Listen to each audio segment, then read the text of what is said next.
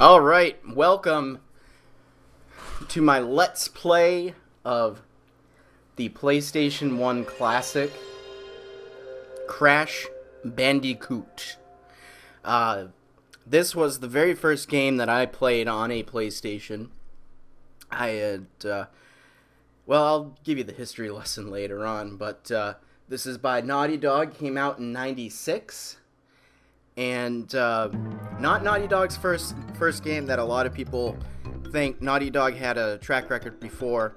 Can't think of the games off the top of my head, but I know one of them was like Rings of Power. It was like a flight game, and but this is the one that kind of put Naughty Dog on the map. They unwittingly created what would become the mascot of the PlayStation during that period of time. So this is the title screen. Let's get going.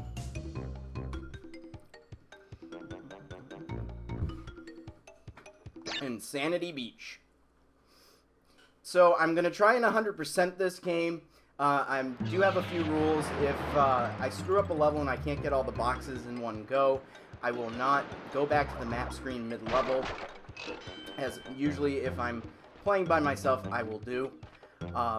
This way you can kind of get a feel for the levels in the game, and I will only show replays of levels when I'm actually successful at them if I have to do replays. So hopefully to spare you of any tedium and boredom. But we'll see how this goes. I mean, I was just doing a practice run, was pretty rusty at it, because it's been a long time since I played this game. And, I mean, I'm still amazed how beautiful this game looks today. The colors still pop. The graphics are still sharp. I mean, for a PlayStation 1 game, this is aged remarkably well. I think it's because of how cartoony it is. Now, general rules of the game.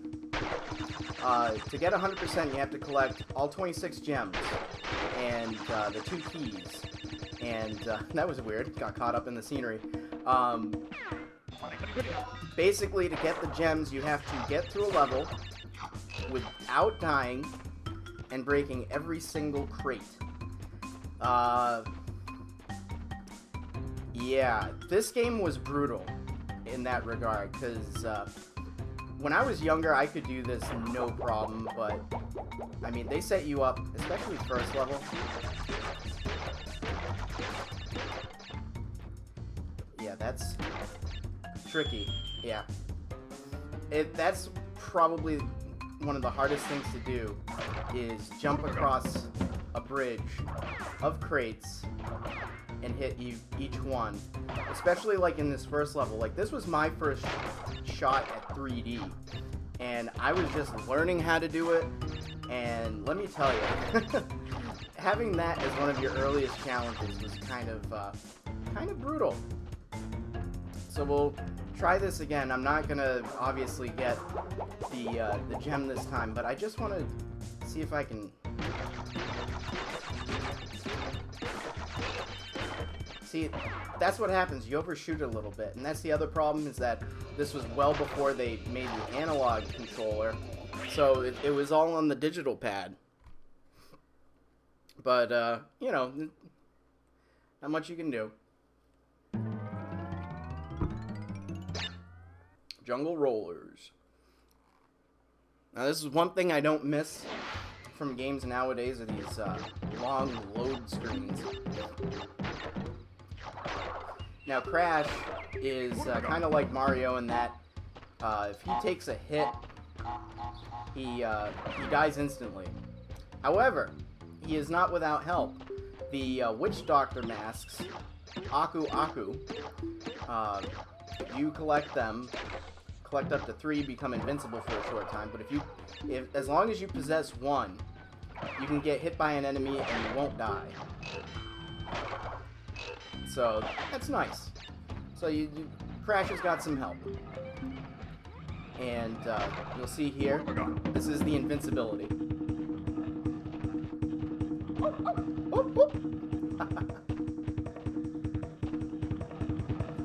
And it plays this neat little jingle. And Crash doesn't even have to spin to break boxes. And the only thing that he's not immune to when he's wearing that is obviously a fall down a pit, of which there are many in this game. And you have TNT boxes, which you definitely do not want to spin into unless you want to die. And also, rules as far as the item collection and stuff. Wumpa fruit. Those are the mango-looking things. Collect 100 of those, get an extra life. Simple as that. So, I mean, this game was pretty basic, but it's effective. And it's still highly playable, highly enjoyable today, I think. Except for the save system. Just overwrite one of my old saves. So yeah, this is how you save. Basically, you can only save when you get a gem, or you complete one of these, one of those bonus stages with Tana, who is Crash's girlfriend, quote unquote. They never kind of outright say it, but it's implied that she's his girlfriend, and I guess they modeled her after Pamela Anderson, and she never came back into the series until later games after Naughty Dog stopped making them, I think. And I guess the reason why she didn't come back, according to Naughty Dog, she went for one of the enemies in the game, Pinstripe Pottery, and she left Crash behind. But the real story is, from my understanding, is that there were some female, I don't know if it was like a women's league or something like that, but some women's rights advocates that were upset over her design because she's so, for lack of a better word, voluptuous. I mean, basically they designed her to look like Pamela Anderson. And some people took offense to that, apparently, and said that shouldn't be in a kid's game. And I mean, granted, Crash is definitely rated E for everyone and was intended as like a children's game, but I don't know, some of the humor in it is definitely geared more towards like older teens and adults. But I mean, what have I got? I guess you know, it's wrong for kids to see a character that looks like somebody that's on a famous TV show where she only wears a bathing suit like 95% of the time. It looks like a porn star, so I mean, you know, kids don't get exposed to any of that ever on television. Ah. So you just pay attention to her character design in this bonus level, and you'll see what I mean.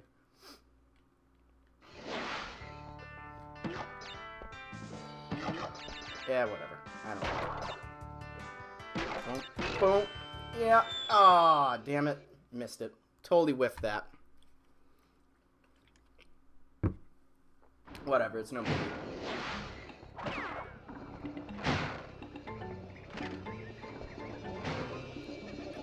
What are those yellow gems floating around? Why can't I jump on them? I think we will see at some point later on in the Let's Play. I don't know. I'm being weird. I'm only on my first cup of coffee, too, so we'll see. Boulders! I love this level. Love it, love it, love it. It's the music, the atmosphere. First time I played this game, oh my god, this level had my heart pounding. Like, I was what, like maybe 11 or 12 when I got this? I was in 6th grade. And bought the PlayStation myself with my hard-earned allowance money. And yeah. This was my first game. And why the hell did I stop? That is gonna kill me. Yeah.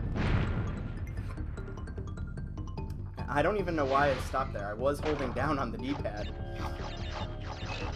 That was very odd. But at least I started at the beginning of the level, so I haven't blown my shot at getting the gem. But, like, the combination of the music in this level, the boulders coming at you non-stop, and the fact that, like, this is the first time I ever played anything in 3D, that just made me, like, this level, for whatever reason, just got to me as a kid.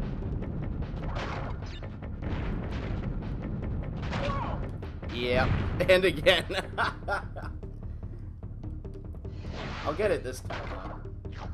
Luckily, lives are pretty plentiful, so I'm not too worried about game overs.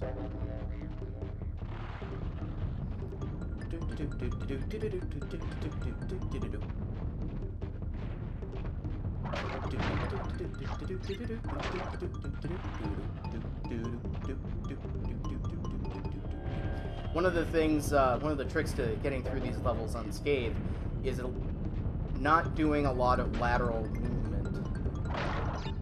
You want to just keep moving forward and trying to leap over that. What the hell? Now I'm getting frustrated. Did not have this much trouble in my test playthrough. It's alright, though. This is all in fun.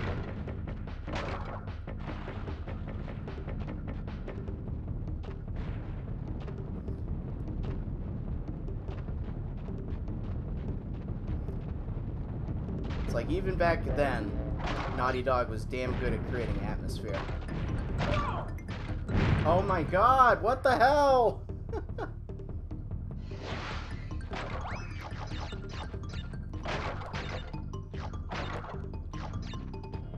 What is my problem? Why can't I do this?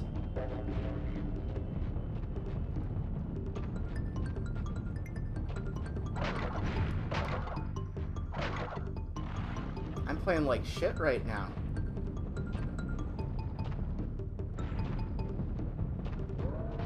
I got this. I got this. It's all me.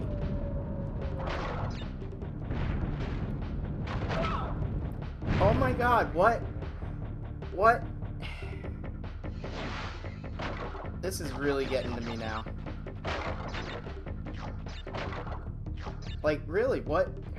Why can't I not do this all of a sudden? I know why, it's because I have an audience, that's why.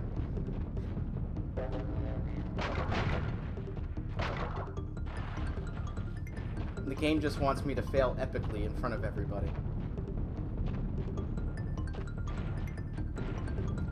So now I'm just concentrating.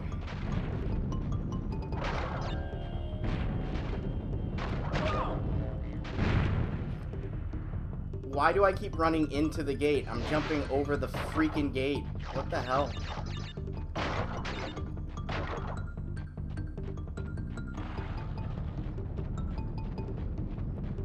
I may actually, like, end up getting a game over here. At the rate I'm going. God. It's ridiculous. This level, usually I can run through this in, like, one shot. Bing, bang, boom.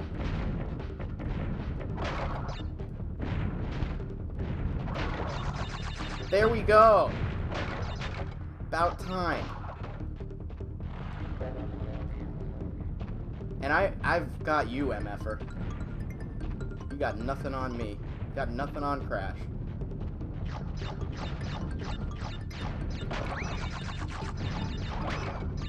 I believe that's the last of the boxes. Now it's just a matter of getting through this platforming. Come on. Come on. Yeah! Damn straight.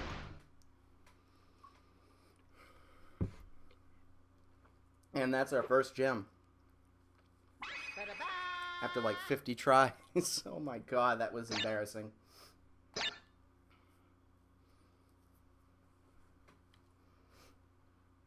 Doobie doobie doo. Loading.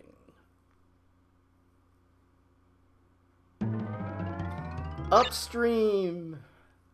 This level trope has you going upstream. Quite literally. There's one thing I really like about this game too, and that is, take a guess, dun da da da, the soundtrack. Yes. As I've like mentioned in every single freaking Let's Play that I do, the soundtrack, like every game I play, there's something about the soundtrack that I like, and Crash Bandicoot is no exception.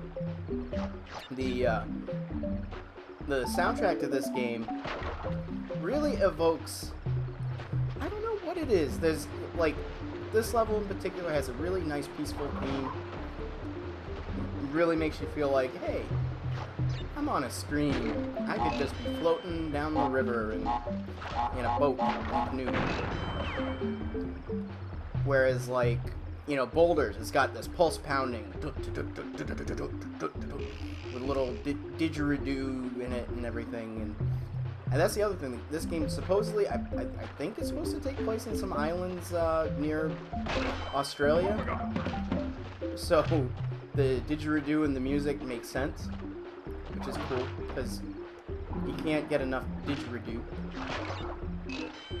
All right, now I'll get through this one so that way you can see Tawna. Pay attention to her.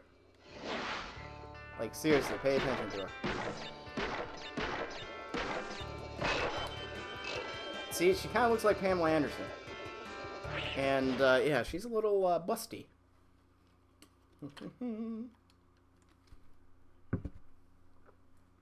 Not that there's anything wrong with that. Although, she is a Bandicoot, so that's definitely something weird.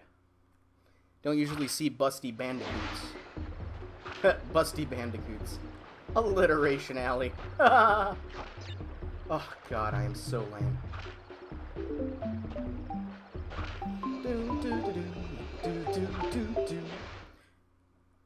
I think this is like the first like 3D game I've done for a Let's Play. I think.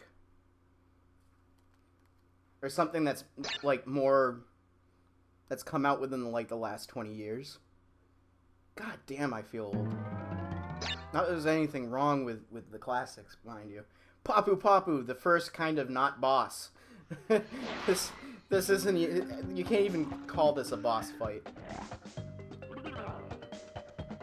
Basically, you stand on his throne, hit him in the head. Just like that. And you can see his butt crack. That made me laugh as a child. It still makes me laugh.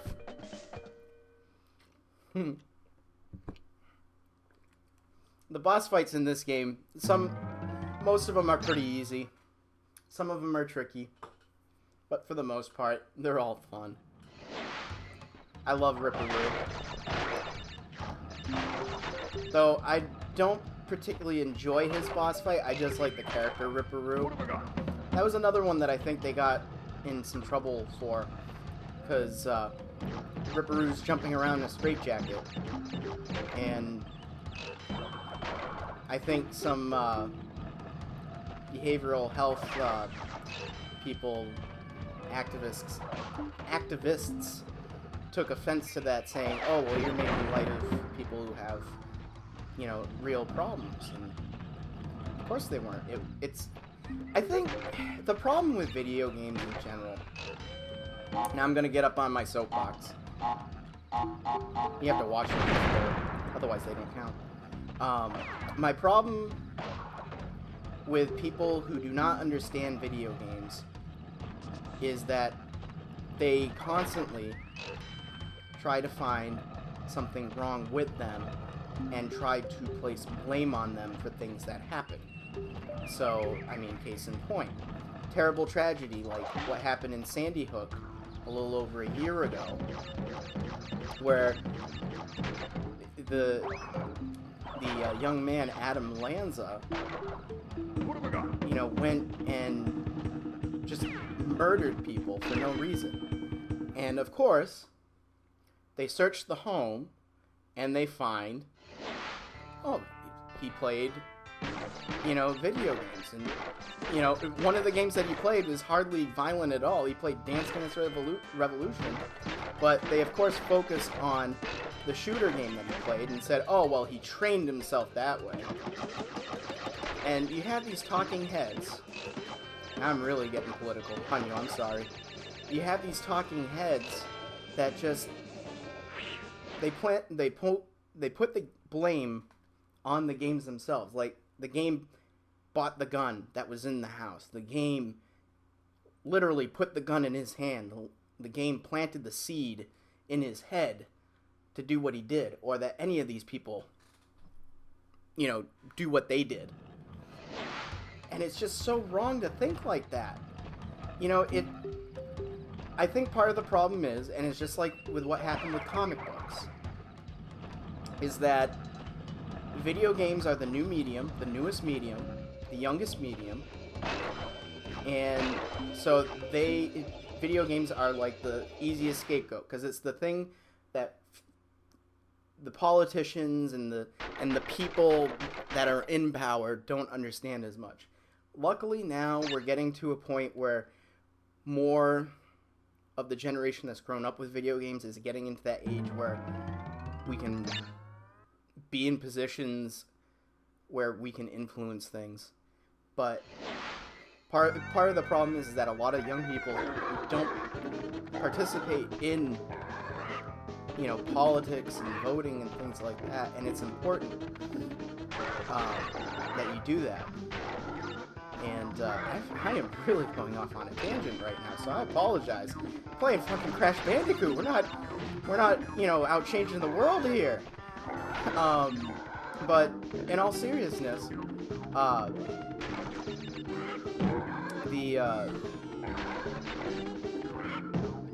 just young people need to get more involved. They need to educate people, and I think part of the problem is that video games are still looked upon as a product for children and only for children. Like, it's media for children. When in fact, it's a consumer product not dissimilar to movies or music or television, where it's created for people of all ages and is consumed by people of all ages. So, I don't know. I can understand people's concern with violent games and media, but part of the problem lies with the parents, and parents have to take responsibility for the type of media their children are consuming on a regular basis. So, anyways, that's all I'm going to say on that topic. This isn't a video about that. We're playing Crash Bandicoot, and I just got another gem on Hog Wild, which is one of the funniest levels in the entire game. Crash with a shit-eating grin, jumping on the back of a hog, and riding it around as if he's like, I don't know, the Lone Ranger. And Hi-Yo Silver away. Don't you ever do that again. And, I almost ran right into that thing. So yeah, turtles, if you jump on them, they turn into trampolines, which I think is hilarious. Piranha plants, they didn't rip that off from Mario. And unfortunately, no, I do not have a Nintendo 64. Nor do I have a Super Nintendo. I really would love to get one of each someday. So I can do Let's Plays of games on there that I like. Like, you know, obviously Mario and Zelda. Love to do Majora's Mask. That's like my favorite Zelda game of all time. Mario 64, Super Mario World. Still trying to figure out how to get my NES to play nice with my Hopog. So. There we go. So the trick to beating those natives, because is to jump on top of them, because if you don't, then they'll just hit you with their little shield or whatever the hell that is. And they'll just keep knocking you back. Knockback! Knockback! Can anyone tell me what's bad about knockback? Oh, because it's knockback? And it's something that needs to, like, die and should be dead. It should have died with like, the first Castlevania, but didn't. Knockback is like the devil. and I think bonus level. Yeah. We're moving at a good pace. I've only been playing for about half hour, and we are almost on the first island. This is the last level of the first island that we're on right now. And I think once we get to the second island, I will end the first part, and then we'll do part 2, and hopefully part 2 will be all of the second island. This actually might take less time than I expected. I anticipated maybe 3 or 4 hours on this game, and this may not take that long. So it's also dependent on certain levels and my ability to get through them and get all the boxes without dying. That will determine the length as well. Although not the length for you, the length for me that I have to put in to get the footage. No! A fall like that would break your legs. But not Crash Bandicoot, for he is a Bandicoot and a cartoon character. I just love the colorful background. Like, the color palette for this game is so warm. I think that was another thing I really liked about this game, is that I got it... I want to say it was like in May, the year I got it. And, as I recall, it was a particularly kind of warm May, and it was right around the time where the weather gets really, really hot, or starts to anyways, where I live. Oh, I got hit with the fire. And, yeah, for anyone who doesn't know, I'm from New England, so, like, the end of May is when it really starts to get nice and get good weather. And that was right around the time I got this game. And I remember I was playing it one night. And, like, I don't know, I think the color palette and everything combined with the air and everything, the humidity, I felt like I was on the island, too. I don't know, it's just, maybe it was just my mind playing tricks on me or something, but this game, for whatever reason, created a very good atmosphere for me. And still today, like, the color palette's so warm, when I play it, I don't know, I feel like I'm on that too. It's nice. Extra lives aplenty. That's one thing about this game, you will not die. I'm not even going to bother with those boxes. That was good.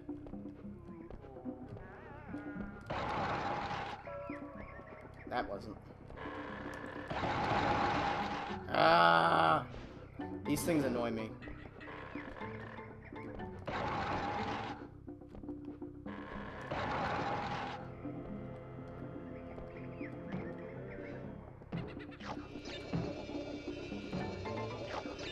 There we go. Easy peasy lemon squeezy. Great, but you missed. It's almost like a kick in the face. You made it through the level without dying, but you missed all these boxes. Poor Crash. And they all just land on his head, too. Poor guy.